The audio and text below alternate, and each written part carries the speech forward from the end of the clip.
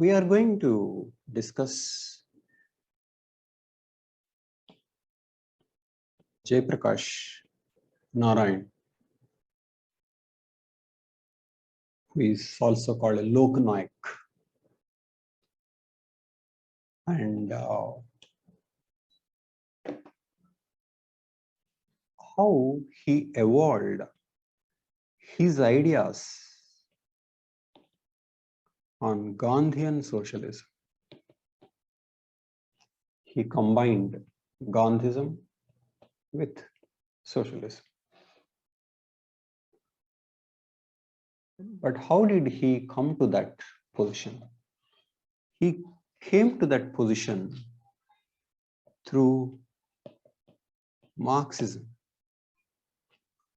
and then his observation on how USSR model worked.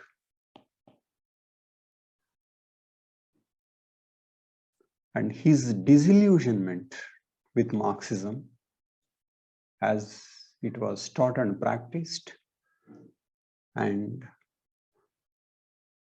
the way he was influenced by Gandhi. So finally, he arrived at what is called Sarvodaya. To him, Sarvodaya is people's socialism.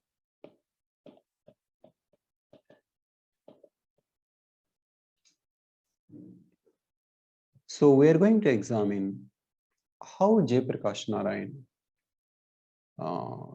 came to these ideas.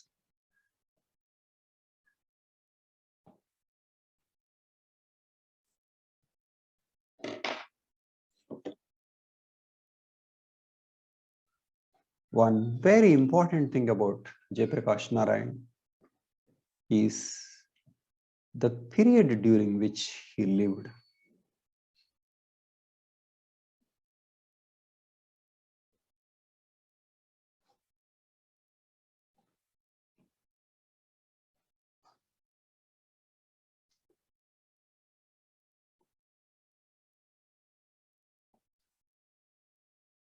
He lived during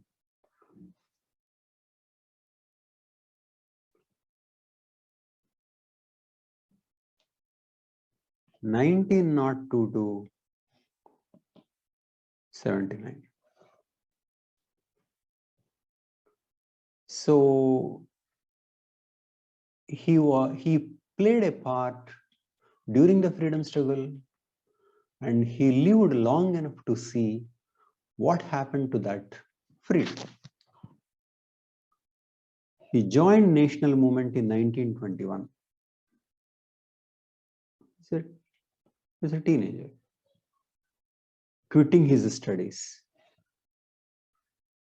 He wanted to dedicate his life, but then Gandhi called off the movement in 1922 itself.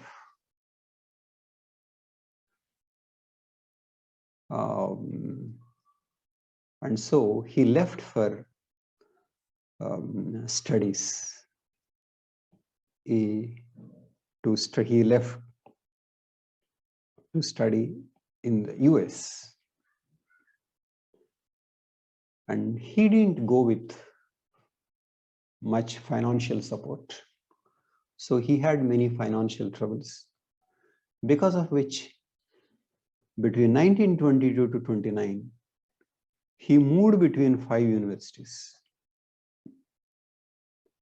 partly because of financial issues and partly because of his changing interests.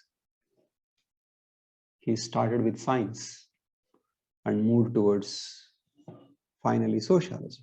He did MA sociology from University of Wisconsin. And he came back to India when his mother was ill.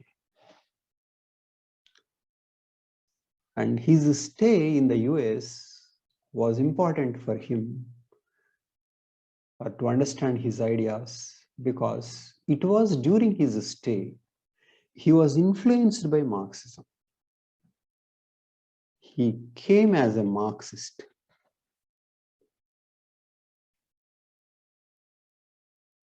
Okay. And also, he also had a working experience, which he wouldn't have had he stayed in India.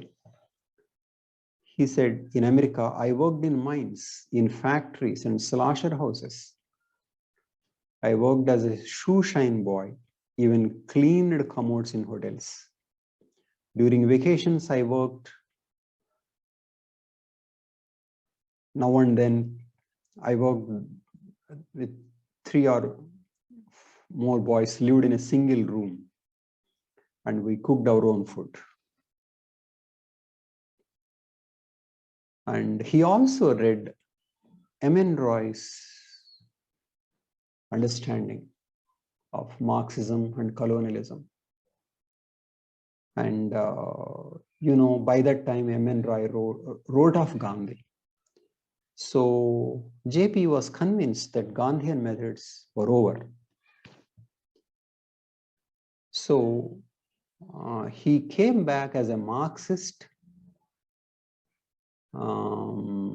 convinced of M.N. Roy's thesis, but he wanted to take part in freedom struggle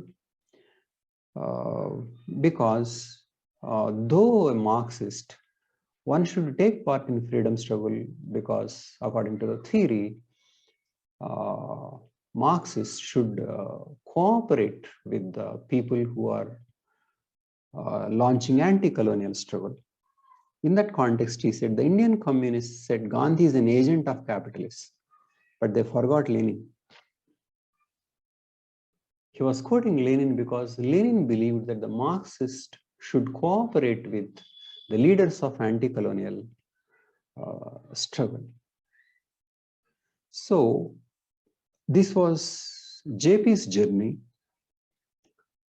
But here, his family connection is important because before he went to US, he married Prabhavati in 1920, daughter of a Gandhian. And when JP was in US, Prabhavati was in Gandhi's ashram.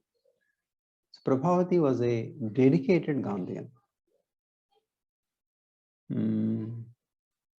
JP came to India in 1929 and he was jailed during civil disobedience movement. And Gandhi knew very clearly that JP did not have belief in Gandhian methods. But then Gandhi was not the one to give up. Gandhi thought that that young man would be different later. Gandhi said, one day this man will speak my language. So that is how Gandhi is confident of himself. And JP played a very important role in the formation of Congress Socialist Party in 1934. Congress Socialist Party is a part of Congress, but which was expected to work and guide Congress towards socialism. And JP wrote his ideas on socialism in this book titled Why Socialism? Okay. So, so he was like a Marxist cooperating with anti-colonial struggle, though he didn't find Congress radical enough. Okay, but then over a period of time, JP changed, and his ideas on why he changed can be seen in what he said about USSR model. Okay. He reflected on the USSR model because during 40s and 50s, many got to know how Marxism was working in the USSR. So JP was in a position to reflect on the USSR model.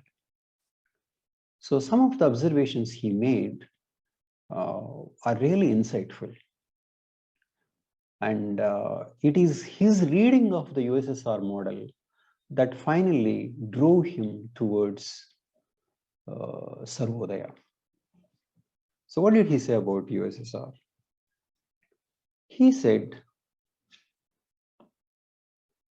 Soviet Revolution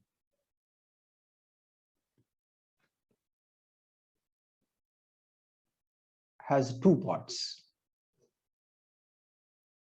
Okay, destruction of the old order of the society.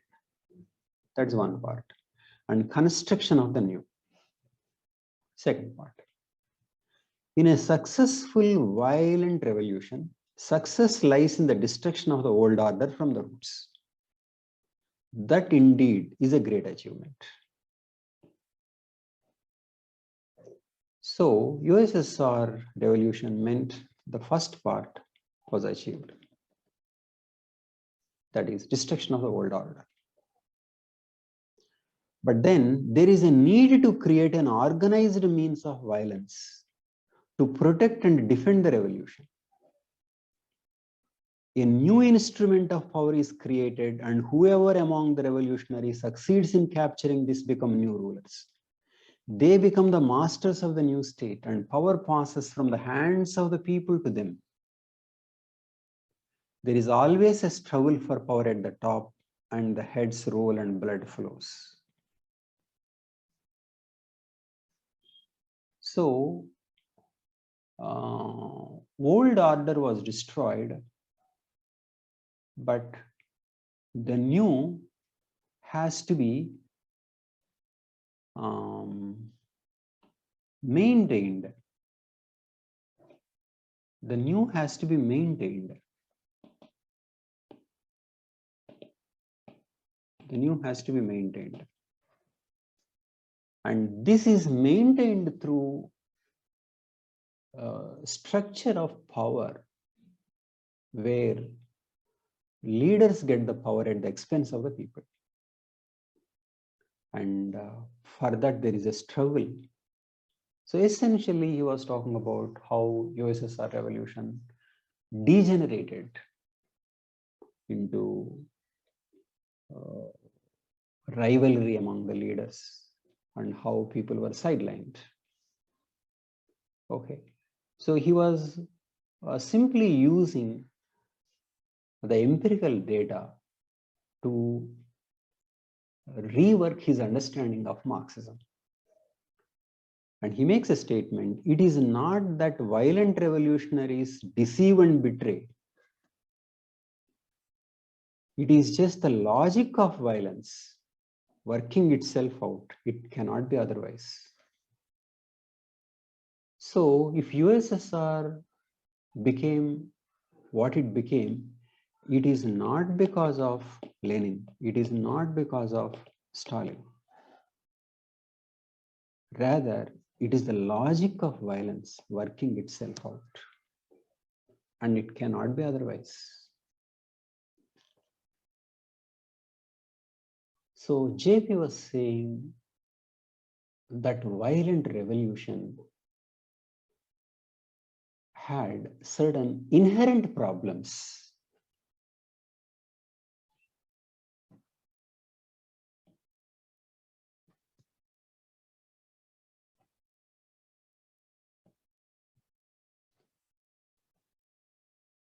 Lenin attempted to realize socialism through violence, and Stalin attempted to carry out a highly pressurized and forced process of industrialization.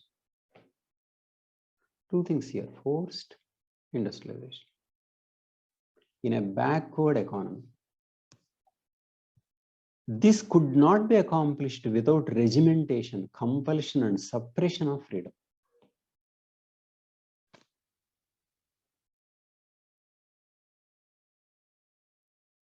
So, what came to be at the end of the revolution came as following an inherent logic, not because of certain individuals.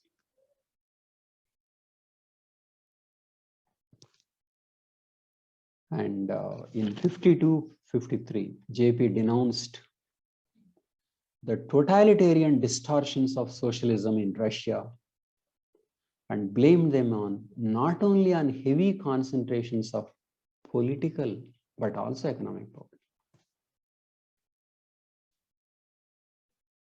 Okay. With the ghastly spectacle of the growth of totalitarianism, with its Leviathan state on a world scale, we realized that decentralization and devolution of economic power must be accepted as the essential tenet of democratic socialism. So, USSR model leads to centralization of political as well as economic. And so JP thought it is this that should be fought. So democratic socialism should be something highly decentralized.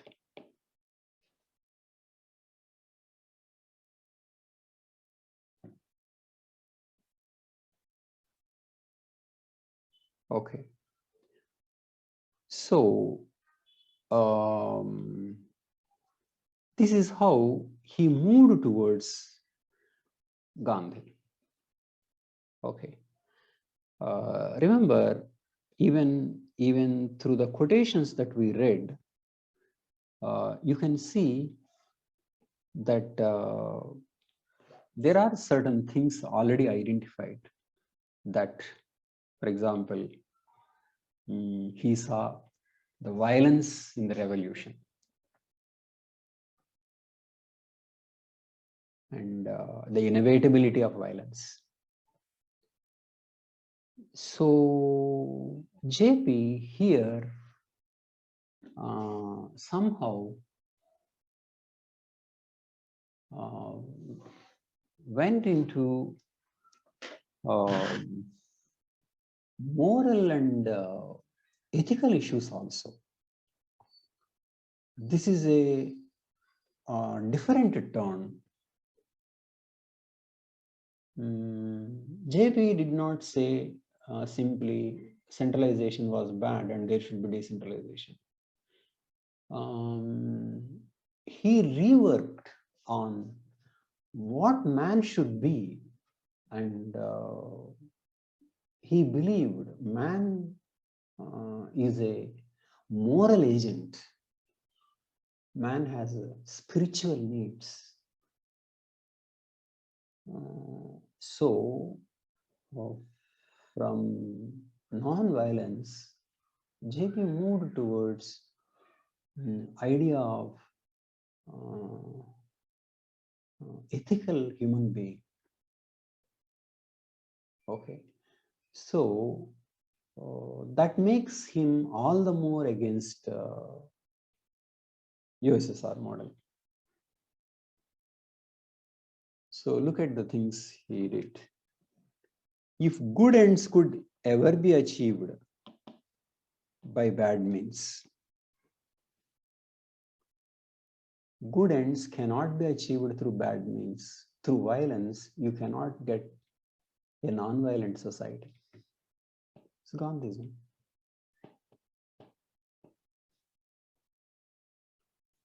And JP takes a stand against materialism itself. Materialism as a philosophical outlook could not provide any basis for ethical conduct and any incentive for goodness. What is materialism? If economy changes, political, religious, and other structures also change. This is materialism. So, what should man do? It's just saying that if economy changes, other things will change. There is no provision for why man should change and why man should be good. So JP was raising these questions. He was unhappy with Marxism. Then he says, it did not offer me an answer to the question, why should man be good? This is an important question. Okay. And JP thought man should be good. So it was not simply about equality in wealth or equality in opportunities, but a society where man is good. And here he says, socialists should stop believing complacently when economic life had been socialized. Socialized means changed, methods of production changed. Man would evolve automatically into a paragon of virtues. So it means if you change the base, economic production, you can't say man is going to evolve. So man's conduct, man's character is not so directly linked and related. So it raises certain independent questions. So these are definitely different ideas. Okay. And here he, like Gandhi's advocacy of village self-rule and Gandhi's critique of greed and Gandhi's critique of materialism in economic life. Materialism here meant consumerism. So he moves towards, you can say, Vinoba Bhave.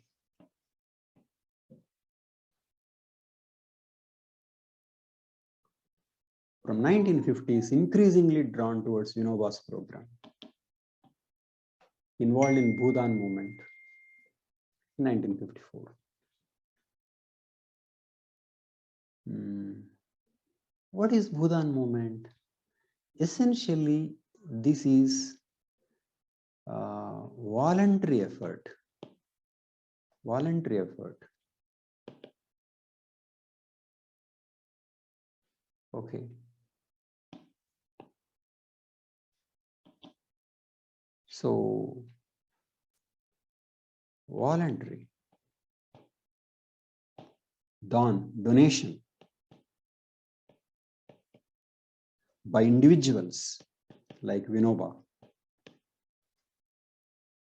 and not state, not done by state. So, and this improves character because people are behaving as moral agents.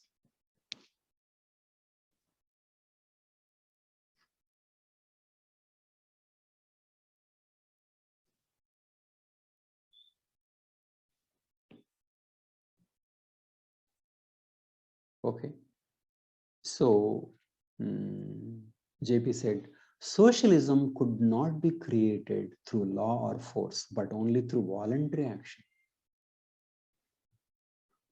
So, this is a completely different direction. And Sarodaya is people's socialism. Is people's socialism. So, voluntarism, character, non-state actors, cooperation, and so he evolved in a different direction. And then he started talking about or moving away from institutional politics.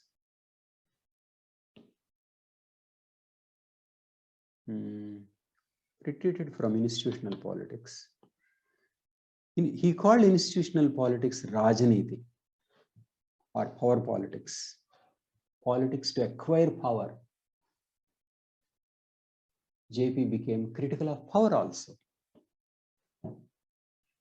And then he said we should move towards lokaniti, politics of the people. So he moved away from party politics also. Why? Because party was meant to capture power. Now JP turned against state, turned against meant he didn't see them very useful against party. Okay. So he was leading a kind of a life which others would call retired, but dramatically re-entered politics in 1974. He was arrested when emergency was declared in June 1975 and was released after a few months. And JP entered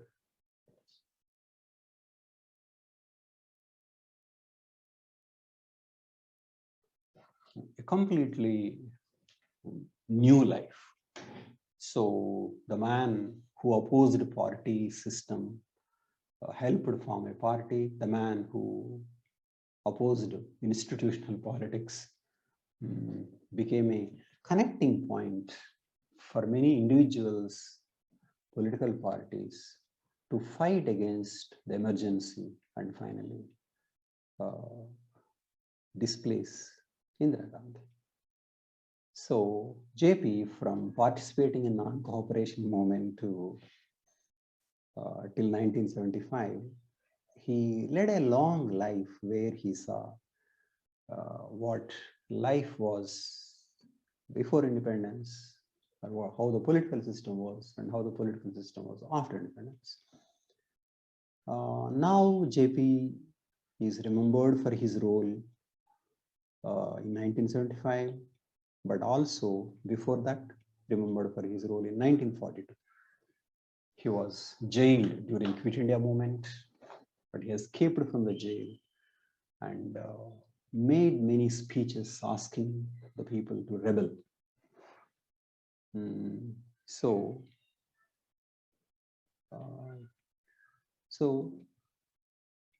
it's a new life. So we will explore in more detail what kind of a political system he